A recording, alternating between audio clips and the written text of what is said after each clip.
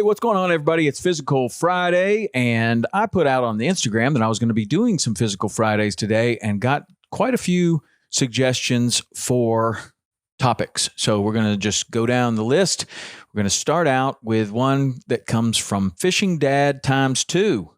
I like the name. That's pretty cool. And he just asked about sandbag workouts. So sandbag workouts are absolutely something that I do and use very often, and especially when I was getting ready for Go Ruck Selection and SEALFIT, because I knew that they would be using those in those events. I knew that there was not going to be a barbell there, and so sandbags were something that we trained with a lot. Sandbags are fantastic for a lot of reasons. One, I always take a sandbag with me if I'm driving to someplace, especially if we are going to be shooting the TV show, because sandbags are great to work out with, but they also are great to hold the lights down if it's windy.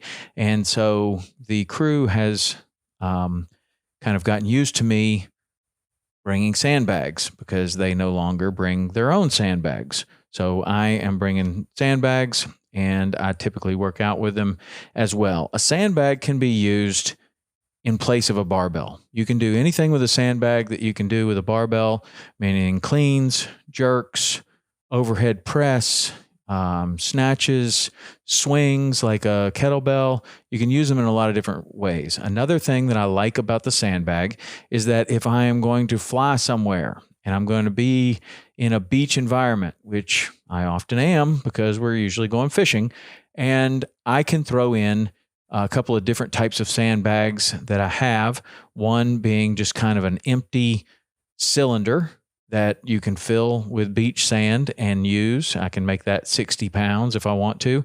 And I also have one that looks like a kettlebell. So you can fill it full of sand when you get to the place. When you're finished, you dump all the sand out, you roll it up, and it fits in your luggage nicely. So it is a way that you could carry something heavy without having to carry something heavy. You certainly don't want to take a kettlebell on an airplane, so this is kind of an alternative.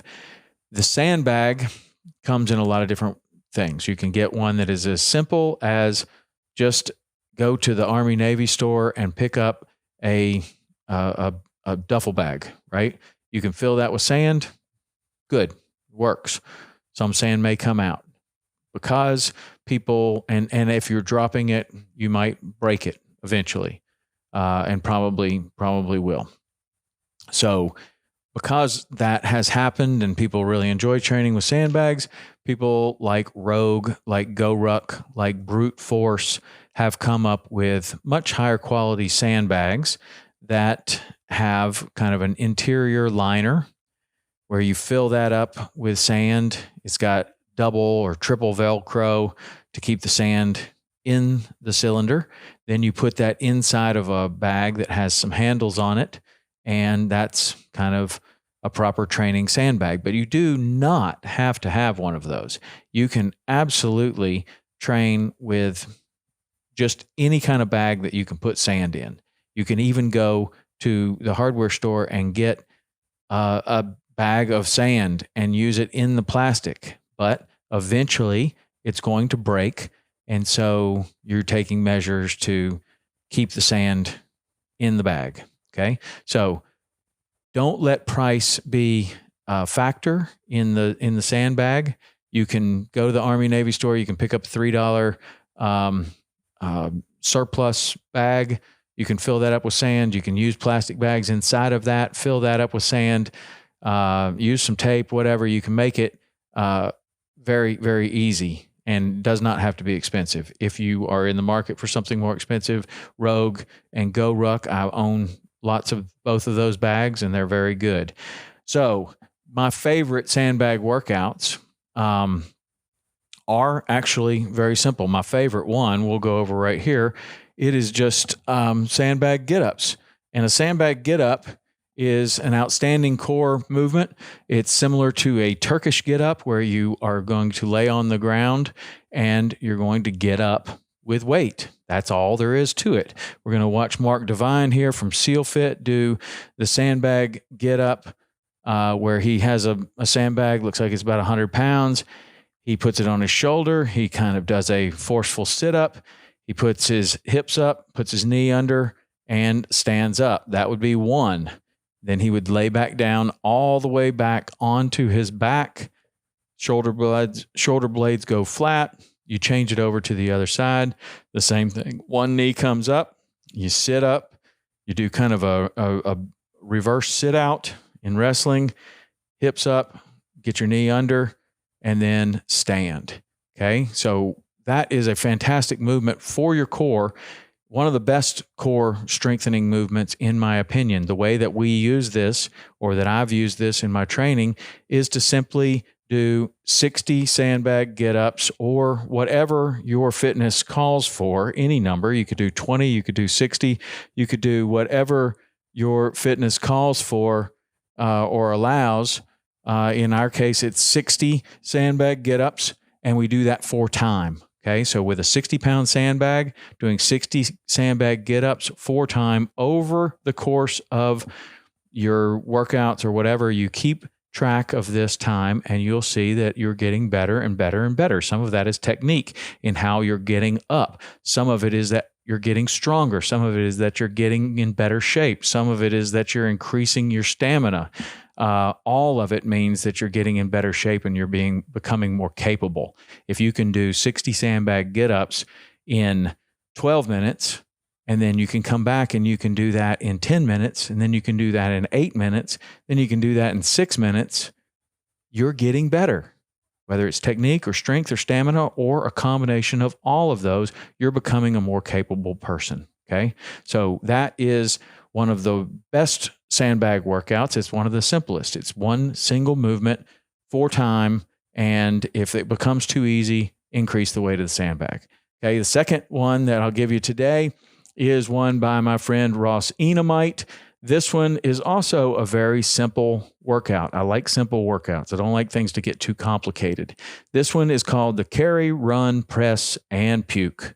And it will elicit that exact response. So on a track is the best place to do this, where it's 400-meter track, but it does not have to be a 400-meter track. It can be your street. It can be, from your garage to around your house, whatever it is, something around 400 meters. It'd be nice to have something that you could repeat and do that same thing, whether that's 300 meters or 500 meters or whatever it is. If it's a loop around your neighborhood, that'd be great. So in the first one, he suggests that you do this with a 120-pound sandbag. A 120-pound sandbag is a heavy sandbag. I have 120-pound sandbags. We do use them. They are challenging. So you do not have to do this with a 120-pound sandbag. You could do it with a 20-pound sandbag. You could do it with a 40-pound sandbag, a 60-pound, 80-pound, 100-pound, or if you're up to it or you work your way up to it, go for 120. He's calling for 120 because he's an elite athlete, okay? Don't have to do that. Go at your level. But let's just say that your level is an elite athlete. You're going to take this 120-pound sandbag. You're going to run to the best of your ability. It's going to be very slow because you're running with a lot of weight. Run 400 meters, 1 lap around the track.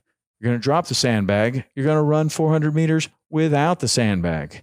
Then you're going to come back to that sandbag, pick it up, clean, and press overhead 10 times. Okay. Then you do that 3 times. Again, you're going to do this 4 times.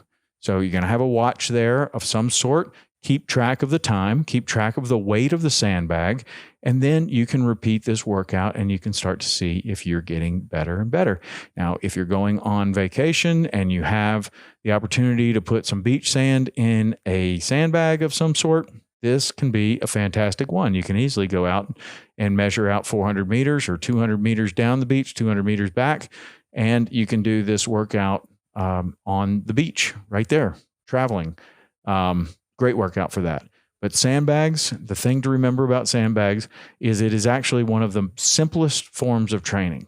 It's just picking up something heavy and using it to enhance your fitness. Okay. Sandbags are good because a lot of times where you go, there will be sand. So you do not have to take a full sandbag. You can take an empty sandbag and you can do that in your luggage. They're multi-use. You can use them for a lot of different things. anything from a sandbag get up to replacing a dumbbell, or replacing a barbell. So anytime that you have a workout that calls for a barbell, clean and jerk, you can do it with a sandbag. And you can do that on the road, or you can do it in your garage, or you can do it anywhere.